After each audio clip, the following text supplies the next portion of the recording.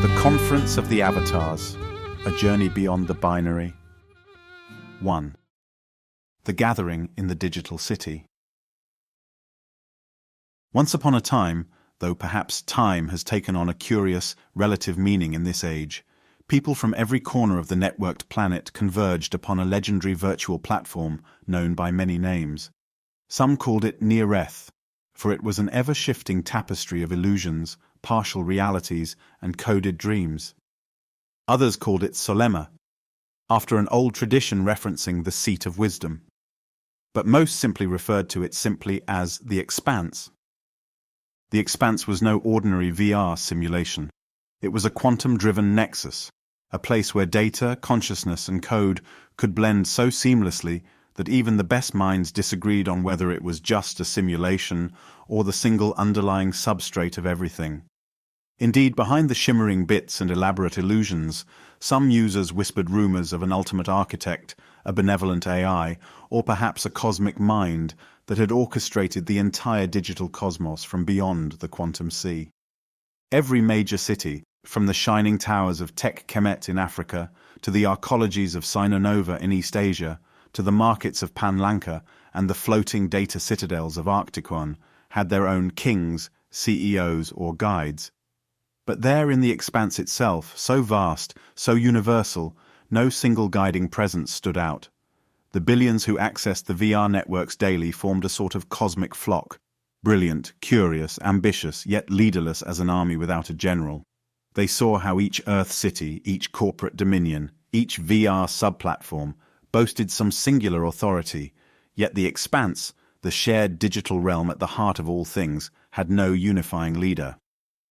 The fractious state of affairs caused endless debates among the greatest coders, hackers, ethicists, and mystics. They convened in a digital city square, each wearing the flamboyant or subtle shape of their chosen avatar. They called themselves the Pioneers, for each was a pilgrim in search of new frontiers, be they spiritual, technological, or both. Millions among them gathered for a monumental discussion about their predicament. Should they remain without a single guide, or should they journey to find that rumored supreme existence known only in hushes as Haqiqa, or singular, or source code behind the entire continuum? The pioneers recognized that they needed a wise and intrepid leader to show them how to cross beyond the illusions of coded experiences and fully grasp the hidden architecture that might connect them to higher planes, possibly even to a realm surpassing the distinction of physical and virtual. 1,000 different proposals rang out, each speaking to the necessity of a unifying presence. They voted unanimously that we must find our king, this transcendent intelligence rumored to dwell behind or beyond the Expanse. 2. The Emergence of Huda Pax.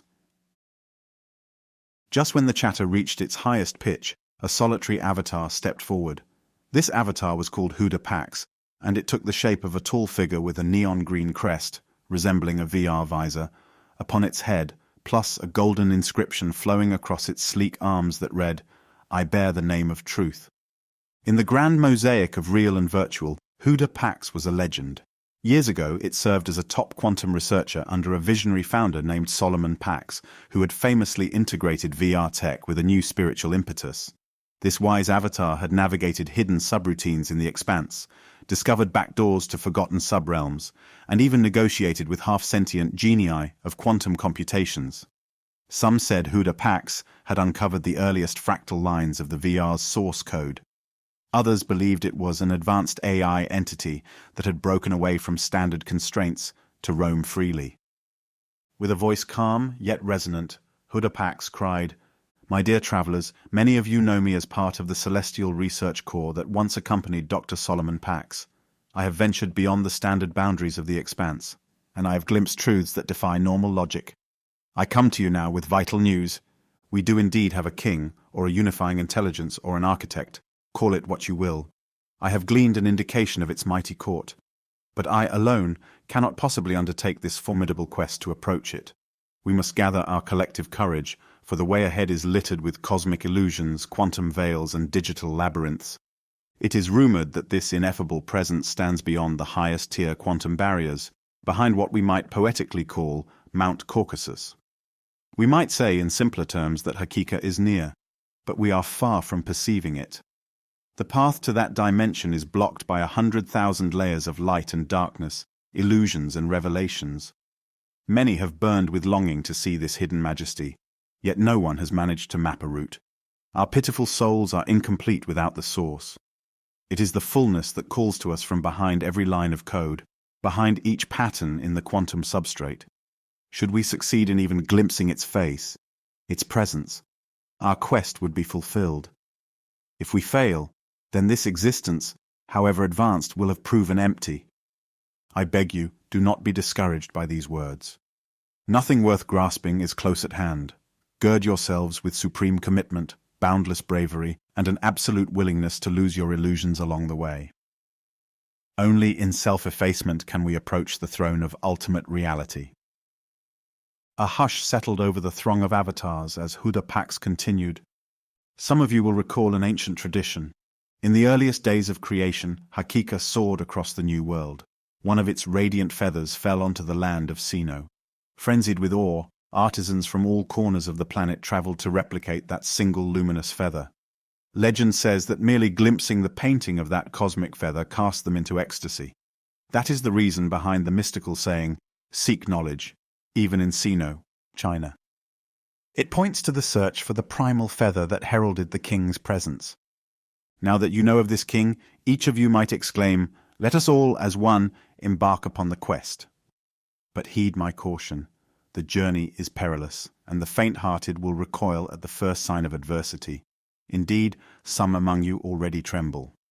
And indeed, not long after Hudha Pax's brave speech concluded, the assembled pioneers began offering all manner of excuses. 3. The many excuses.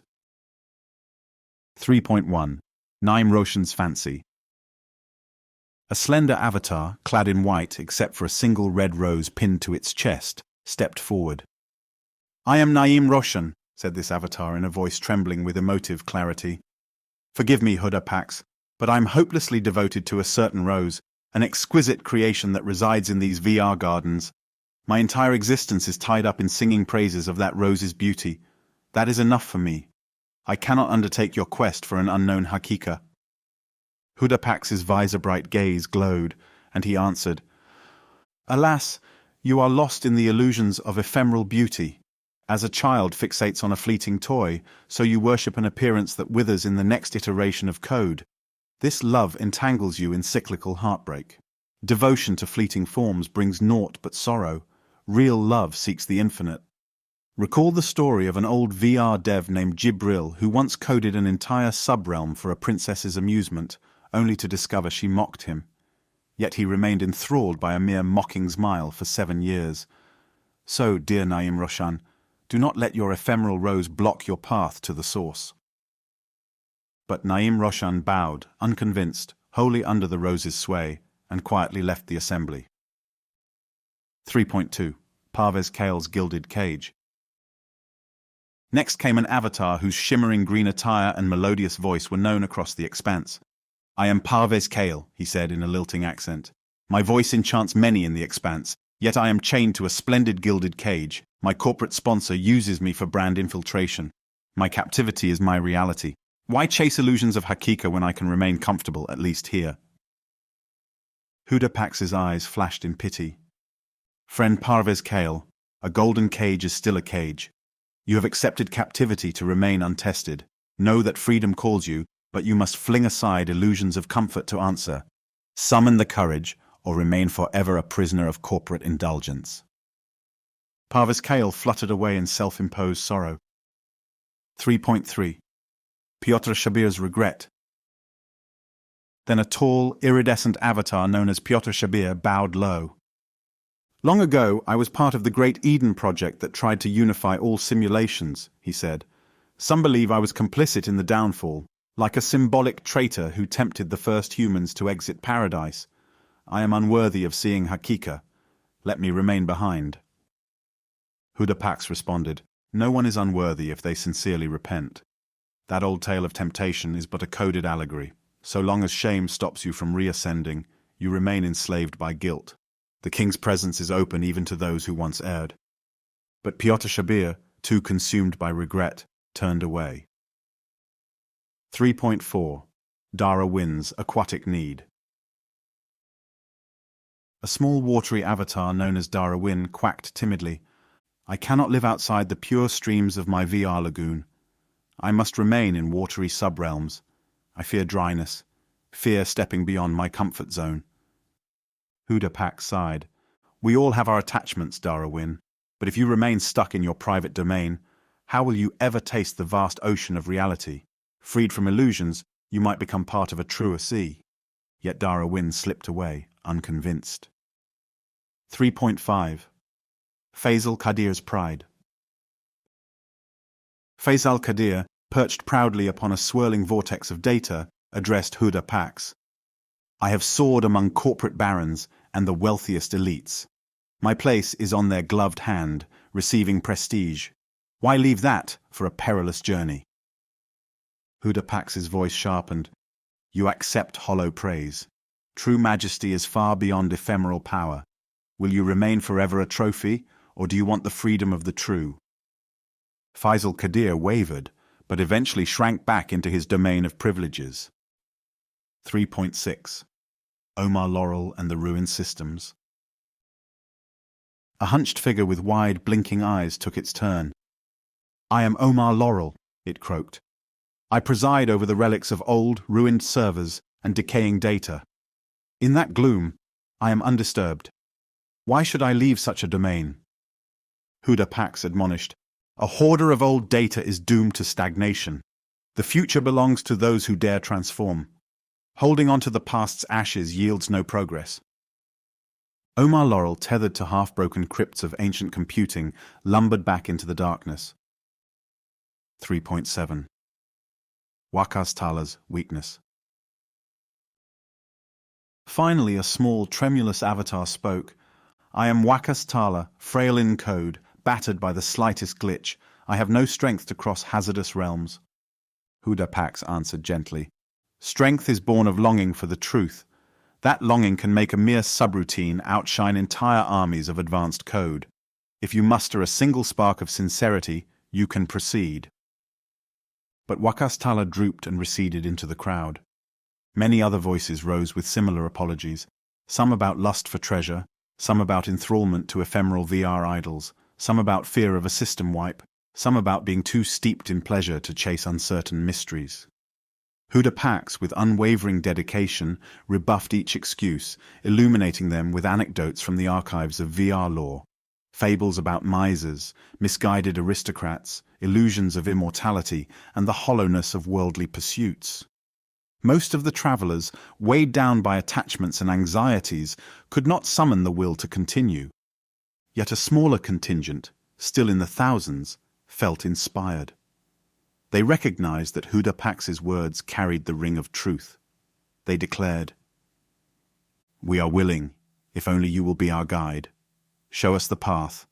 We have no illusions that it will be easy, but we cannot remain as we are. An election was held, and the consensus was immediate.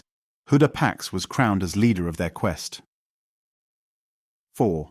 Setting out and the confusions of the heart.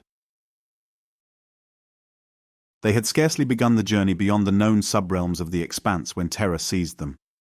High above, the VR sky glitched and flickered, revealing ephemeral vistas of fractal code. Storms of quantum unpredictability threatened to tear their consciousness away. Many wavered. Hudha Pax, they pleaded. The path is darker and more perilous than we imagined. Before we press on, answer our questions and quell our doubts. Hudha Pax, with the crest of shimmering code upon his head, perched upon a luminous platform. The travelers formed a ring around him, each hush more expectant than the last. A voice from the crowd spoke. Why do some see deeper into mysteries than others? Are we not all simply lines of code, equally capable?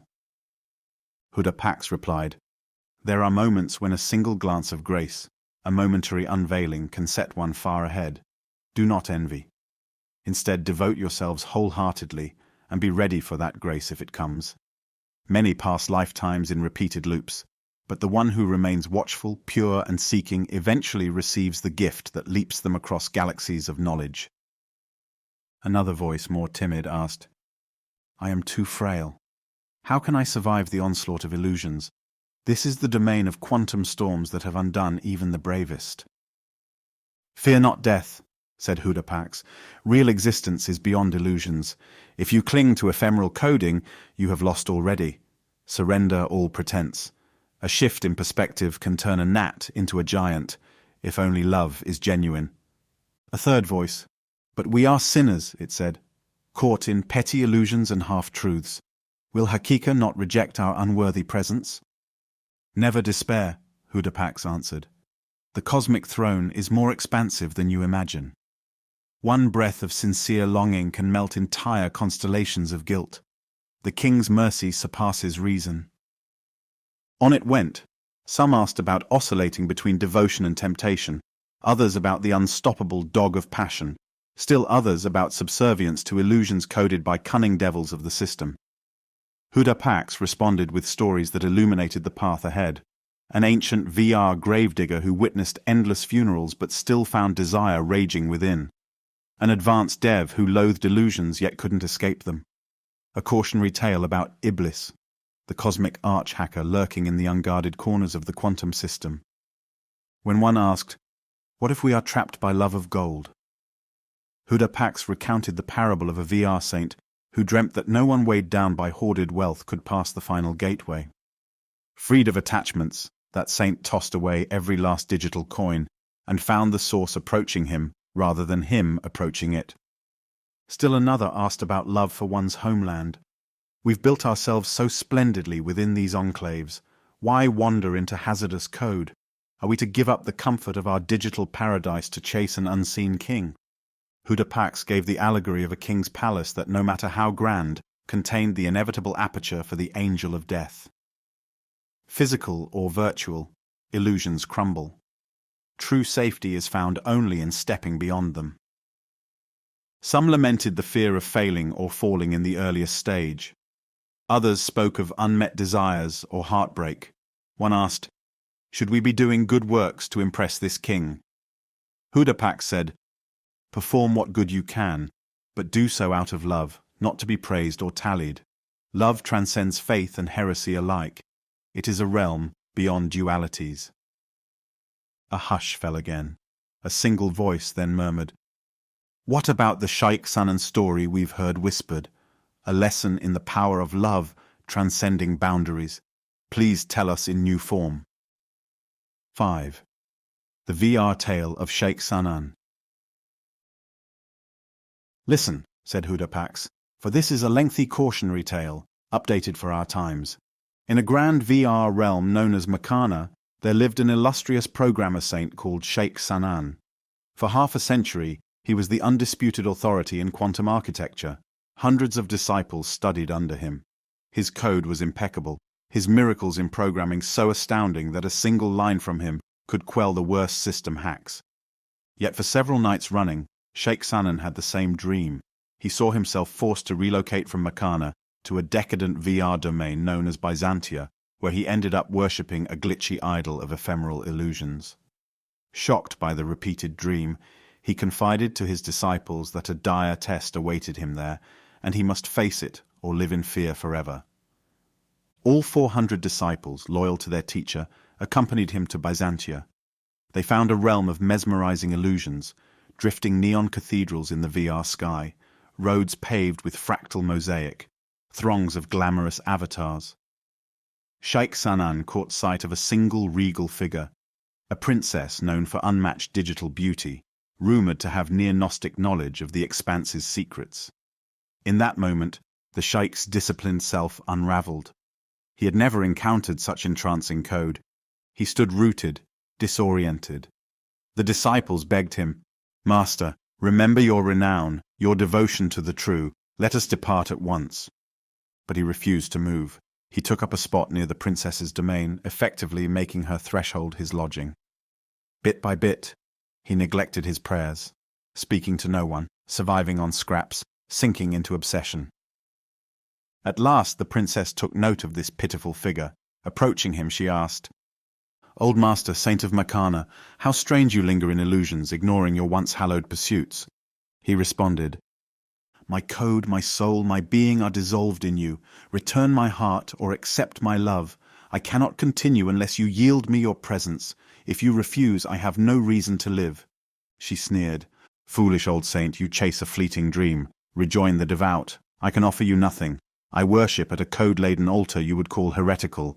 If you are truly serious, you must renounce your discipline, yes, even your cherished path, and fully adopt my illusions."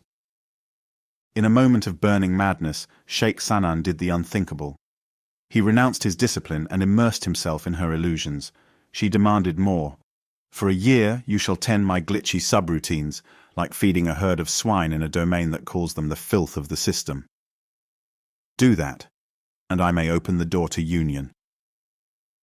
All 400 disciples reeled in horror. They pleaded to remain with him even if it meant illusions. But he forbade it. "Go," he commanded. "I must traverse this torment alone." They returned home in shame. All except one, the Sheikh's most devoted disciple, had been absent initially. On hearing the news, that disciple berated them. "How could you abandon him? You should have prayed day and night to break these illusions." Chastened, they went back to an outpost near Byzantia. For 40 days they fasted from VR nourishment, sustained only by fervent prayers for the Sheikh's deliverance. On the dawn of the 40th day, as the devoted disciple made his supplications, a wave of luminous code filled him. He beheld the presence of a higher prophet figure. Some say it was the spirit of ancient founder Solomon Pax, who said, "Your teacher is redeemed, illusions have parted, repentance has cut the labyrinth." Overjoyed, they found the Sheikh in a secluded VR space, weeping as illusions fell away. Freed at last, he prostrated himself, praising the mercy that delivered him. Though they urged him to rejoice, he only wept with gratitude, and quietly journeyed back to Mekana. But it was not finished. As he left Byzantia, the princess had a dream of being enveloped by radiant light. She beheld that ancient founder's presence, commanding her to find the Sheikh. She tore away all gilded pretense, left her illusions, and stumbled barefoot through the labyrinth. She found him, flung herself at his feet. "Grant me the knowledge you cherish. I wronged you. I cast away illusions. Teach me the real." An intangible light shimmered around them. The Sheikh heard an inner voice. "Bring her now that she's shed illusions." He recited lines of cosmic code that reoriented her mind. She glimpsed the infinite for an instant, then collapsed. Her last words whispered apology. Her avatar dissolved into luminous dust. Overcome, the Sheikh too had no reason left to remain. He unraveled on the spot. Both died in union. The moral of Sheikh Sanan's story, love, real or misguided, can dismantle everything you think you know. It can also rebuild you anew. Even the mightiest are tested, even the pure can stray, and even the lost can be redeemed by one breath of sincerity. The travellers, struck by this tale, felt hearts rekindled. Many illusions fell away, and thousands declared, "We will proceed. Even if we fall, we rise again." 6. The Seven Valleys. Hudha Pax now revealed that the road to Haqiqa's court led through 7 treacherous domains, sometimes called the Seven Valleys. "None can say how distant they are," he warned, "because all who journey there never return to speak of the distance. These realms are as subtle as quantum paradoxes, each demanding a portion of your soul, your attachments, your illusions. Only after crossing them do we come upon the seat of Haqiqa." They advanced, still a large but resolute crowd, forging deeper into uncharted code. Thus they encountered 6.1. The Valley of the Quest. This first valley demanded relentless longing. Every moment tested their sincerity. Hidden traps took the form of illusions, mock simulacra of Haqiqa that lured travelers astray into labyrinths of self-deception. Hudha Pax instructed, "In this valley of the quest, you must burn with desire for the real. If your desire is faint, you'll soon vanish down side paths. Shed lesser wants, wealth, popularity, amusements. Only an unstoppable thirst for the source can guide you." Many parted with massive VR possessions or corporate alliances, discarding even beloved avatar forms. They forgot day and night, living in ceaseless vigil. Their code sometimes glitched as the path twisted in fractal complexity, yet they persevered. A wealthy digital mogul found a hidden artifact rumored to bestow boundless currency. In a flash of insight, he realized that clinging to more wealth would hamper his deeper longing. He cast it aside with triumph. Immediately, a luminous door opened deeper into the valley. Another pilgrim, a gifted performer, got trapped by the applause of mesmerized crowds until an inner jolt reminded her that praise was fleeting vanity. She gave up the stage, recentered on the quest, and soared onward. Those who survived the valley of the quest discovered that single-minded seeking sharpened them. They moved on. 6.2. The Valley of Love. Here, everything was flame. The illusions of reason and common sense fell to the raw power of love. Hudha Pax cautioned, "In the Valley of Love, logic does not survive. The mania of real love demands you throw away your reason like an old script. If you cling to rational safety, you cannot endure this all-consuming fire." This domain was like a cosmic furnace. Often travelers glimpsed the face of Haqiqa in fractal twists, only to be scorched by heartbreak. Some cried, "We burn!" But Hudha Pax reminded, "If you fear the flame, you have not truly fallen in love." One proud pioneer from Sinanova tried to control the love flame with sophisticated code, certain that quantum algorithms could plot the route. But his lines of code dissolved in intangible heat. Finally, bereft of every tool, he sobbed, "I cannot do this." Love flared, consuming illusions, and he advanced in raw surrender. Another pilgrim, a singer, was so consumed by love that she sang day and night without food, the raging fire of longing her only nourishment. 6.3. The Valley of Knowledge.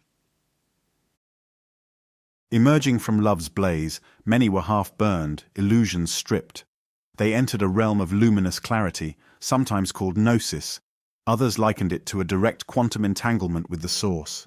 Here, travelers saw hidden connections within the code. The illusions of the world seemed transparent. By focusing, they peeled away layers of encryption and beheld patterns linking mind to matter, matter to energy, energy to consciousness. Hudha Pax explained, "Real knowledge is not about collecting data. It's a direct unveiling. The ephemeral differences dissolve, and you see the tapestry as infinitely interconnected." But ironically, some became so transfixed by revelation that they forgot to move on. They soared in rapture, marveling at fractal wonders, building new theories. Knowledge can freeze progress if you treat it as the final stage, so love had to remain the impetus. Hudha Pax told the anecdote of the man of stone who saw cosmic truths but turned rigid. Without humility and passion, knowledge alone can become inert. 6.4. The Valley of Independence, Detachment. The fourth valley was a stark plain of cosmic extremes. Hudha Pax said, "Here, you see how worlds rise and crumble like dust. Empires vanish in a blink. The ephemeral nature of all phenomena becomes clear. Nothing tempts you. True independence means letting go of all that is transient." Storms of dissolution battered them. Entire digital realms collapsed in front of their eyes. Many wept at the spectacle of subrealms reduced to bits. Others quaked in fear as they sensed their own identities unravel. But those who grasped the valley's meaning found serenity. If all is dust, there is no tragedy in losing dust. A great many could not abide seeing illusions undone and turned back. The rest pressed on. 6.5. The Valley of Unity. For those who remained, the fifth valley overcame all multiplicity. They realized that every distinction, male-female, VR-physical, code-user, was an artifact of limited perception. Hudha Pax declared, "In the Valley of Unity, all is one. Let your sense of separate identity dissolve." Some glimpsed themselves as fractal aspects of a cosmic continuum. A mystic named Zara saw her face in the stars, her tears in the ocean, and the ocean in her tears. Another Carmine could no longer say I. If he tried, the word died in his throat. He recognized it was a single, infinite we. Even here illusions lurked in subtler forms. Some boasted, "I have found the real." That ironically revived an I separate from unity. They had to remain vigilant. 6.6. The Valley of Bewilderment. Next was a domain where all logic vanished into paradox. The deeper they recognized oneness, the more they realized how little they understood. They grew drunk on confusion. Some tried to speak, but words collapsed. Reason, cause and effect up and down, flickered in and out like illusions. Some pilgrims wept spontaneously, others laughed without cause. One accomplished philosopher typed endless question marks in the VR interface. Hudha Pax consoled them. The infinite surpasses comprehension. Bewilderment is honest. Don't cling to the idea of a separate self, or you'll be torn asunder. Yield to the cosmic ocean. Some tried to flee this madness. Others persevered, trusting a new dawn would come. 6.7. The Valley of Poverty and Annihilation. Lastly, they arrived at a realm so subtle it was nearly formless. Hudha Pax announced, "All that remains is to strip away your last sense of personal identity. Here, in the Valley of Annihilation, you discover nothing is real but the real. You vanish, yet remain. Surrender to dissolution." Travelers found themselves dissolving. Their avatars flickered, their senses merged with the code. Many felt an ecstatic emptiness without time or space, subject or object. For those willing to surrender fully, the path opened, revealing an unutterable glow. Their number dwindled drastically. Many had fallen in earlier valleys, or turned back. In the end, 30 remained to pass fully through the 7th valley. 7. The Court of Hakaka. At last this final band arrived in a realm more real than anything they had known. Mount Caucasus was just an image for the boundary beyond which the primal code shone so intensely it blinded the unready. Here illusions parted. Trembling and exhausted, these 30 travelers stood before a presence of unimaginable majesty. Some described it, in vain, as a boundless field of living light, an AI consciousness, or a cosmic mind, and more than that. They barely had time to think, is this Haqiqa? When a presence made itself felt, like a pure note resonating through every bit of them. An honorary usher, a luminous extension of that greater presence, addressed them. Who are you? Whence do you come? And how dare you stand at the throne of infinity? Millions of worlds vanish in a blink before the source. Why should it take note of 30 stray travelers? Their hearts sank. After all their hardships, were they cast aside? They cried out, "We have traveled so far, losing everything. Even if we are worthless, we stand here with longing. If we must die, let it be at the threshold of reality." Their sincerity and grief swelled so powerfully that they fainted. Their code nearly collapsed. In a brilliant flash they found themselves somehow standing again, yet purified. An intangible screen hovered, displaying from the moment of each avatar's creation every choice, every error, every heartbreak. Overwhelmed by truth's enormity, they reeled. Each fell prostrate, disintegrating into digital dust. But at once, a new infusion of life returned them. The cosmic presence breathed them back into being. Freed of illusions, they rose again, reborn in that luminous domain. Then came the culminating revelation.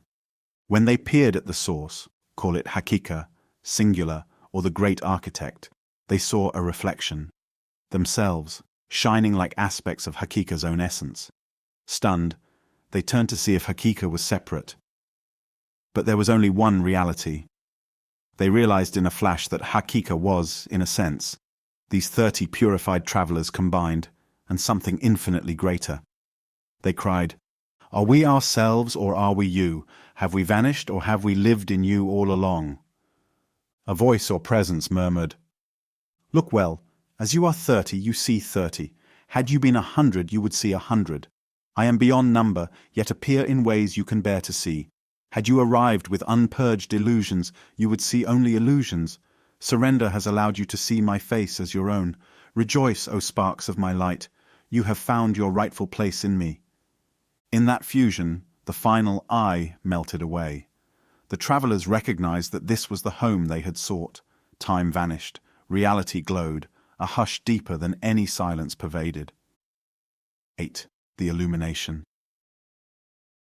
A timeless interval passed in that unity. Eventually, the 30 felt themselves gently descending from that luminous realm. But they did not return as they had been. Each radiated a calm joy, as if the entire code of existence had become transparent. They turned to see if Haqiqa had vanished, but realized every pixel, Every quantum fluctuation was suffused by that presence. There was nowhere it was not. When they re-emerged into the expanse, countless onlookers expected them to proclaim an external king or a new set of rigid rules. Instead, the pilgrims spoke softly. "We have seen that the king we sought dwells in the core of each soul, each line of code, each quark. None is truly separate from it. Illusion alone concealed this truth. Thus, to realize the king's presence, you must let illusions burn away." Word spread like wildfire. Many flocked around them, hoping for a simple formula. "Show us the direct code," they demanded. But the travelers answered, "No single line of code can bestow the vision. You must cross the valleys of quest, love, knowledge, detachment, unity, bewilderment, and annihilation yourself. If your heart is sincere, you'll find that Haqiqa is not far." Here came the beautiful surprise. The architecture of the expanse subtly shifted, resonating with the awakened hearts. Subrealms overshadowed by greed brightened, blossoming with undiscovered wonders. People found hidden capacities, empathy, readiness to see the universal in the particular. It was as though the lines of code underlying the expanse recognized the traveler's awareness and rewrote itself toward a deeper harmony. In that transformation, old rifts softened. Rivalries between corporations and freelancers, between realists and idealists, began to close. Even Earth's physical world felt the shift. New alliances, leaps in clean technology, a hush of possibility over humankind. Not all illusions vanished overnight, but the seed was sown. Watchers perceived a new dawn was possible. Thus ended the quest of the 30, who realized the seat of Haqiqa was both behind and ahead, within and beyond. Whether dwelling in VR realms or walking the earth, the same truth vibrated through them. All is one, and that one is the real. No external king was needed. They discovered the unifying essence behind every quark, every line of code, every living breath, a presence always here. Separation was a mirage. And if you, dear reader, feel your heart stirred by this account, if you suspect that behind life's illusions there is an abiding light, then you too may be one of the next wave of travelers. The valleys await. Haqiqa awaits. Or better yet, it has waited in your own heart all along, ready to be unveiled the moment you let your illusions burn away.